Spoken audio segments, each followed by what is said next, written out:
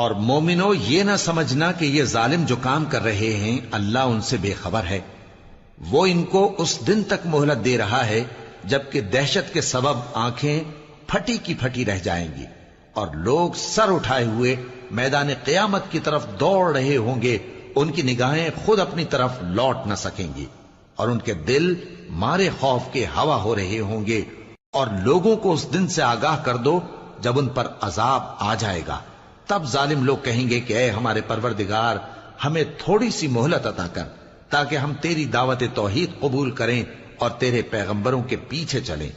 تو جواب ملے گا کیا تم پہلے قسمیں نہیں کھایا کرتے تھے کہ تم کو اس حال سے جس میں تم ہو زوال نہیں ہوگا؟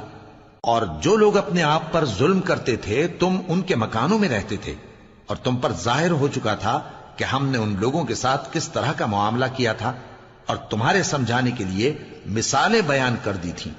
اور انہوں نے بڑی بڑی تدبیریں کی اور ان کی سب تدبیریں اللہ کے ہاں لکھی ہوئی ہیں.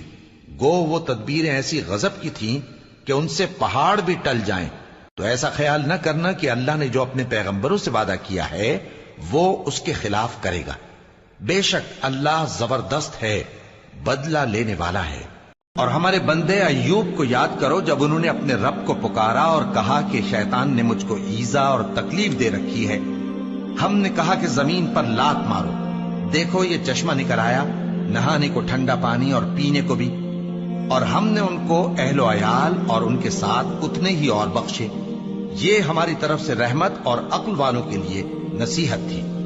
اور ہم نے کہا اپنے ہاتھ میں تنکوں کا ایک مٹھا لو، پھر اس سے مار لو اور قسم نہ توڑو. بے شک ہم نے ان کو ثابت قدم پایا، بہت خوب بندے تھے، بے شک وہ بہت رجوع کرنے والے تھے. اور ہمارے بندوں ابراہیم اور اسحاق اور یعقوب کو یاد کرو جو قوت والے اور صاحب نظر تھے. ہم نے ان کو ایک صفت خاص آخرت کے گھر کی یاد سے ممتاز کیا تھا اور وہ ہمارے نزدیک منتخب اور خوبی والوں میں سے تھے.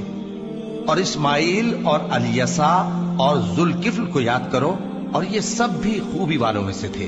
یہ نصیحت ہے اور پرہیزگاروں کے لیے تو عمدہ ٹھکانہ ہے.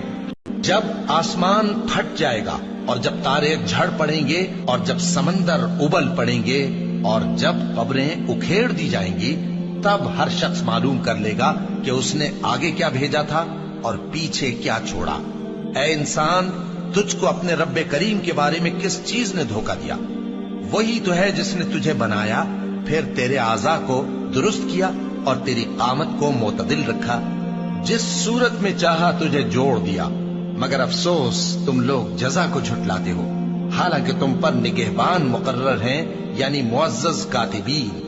جو کچھ تم کرتے ہو وہ اسے جانتے ہیں. بے شک نیکوکار نعمتوں کی بہشت میں ہوں گے اور بدکردار دوزخ میں یعنی جزا کے دن اس میں داخل ہوں گے اور اس سے چھپ نہیں سکیں گے. اور تمہیں کیا معلوم کہ جزا کا دن کیسا ہے؟ پھر تمہیں کیا معلوم کہ جزا کا دن کیسا ہے؟ جس روز کوئی کسی کے کچھ کام نہ آ سکے گا اور حکم اس روز اللہ ہی کا ہوگا. جب